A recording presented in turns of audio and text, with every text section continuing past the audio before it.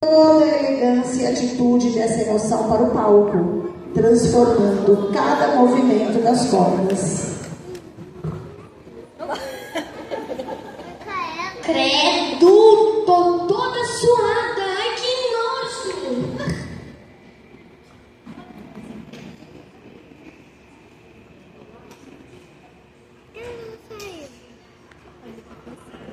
Essa é a magia. Ela basicamente evita que a Riley se envenene, física e socialmente. Hein? Não é colorido, parece uma árvore. Peraí, gente, é brócolis!